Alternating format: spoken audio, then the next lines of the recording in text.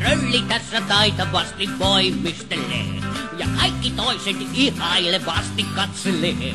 Mä olen hirmuisen notkea ja Röllimetsän paras voimistelija. Ensiksi pyörittelen käsiäni näin ja sitten toista kättä toisinpäin ja sitten käännän toisen käden selän taa. Tämä on mukavaa.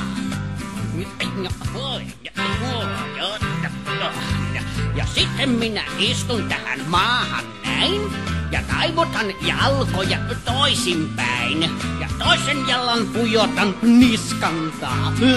Tämä on mukavaa. Ja sitten otan varpaista kiinni näin ja sitten käännän nuttuni nurinpäin ja pääni minä pujotan henkselin alta. Tuntuu mukavalta.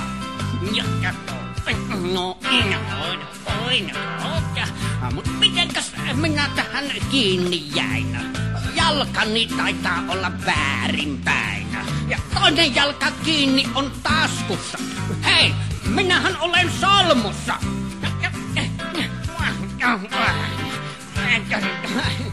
Voisiko joku tulla vähän auttelemaan? Irti en pääse tästä ollenkaan. Nyt varpaani kiinni on henkselissä ja käteni en tiedä missä. Vai. Kautta likaisten varpaiteni.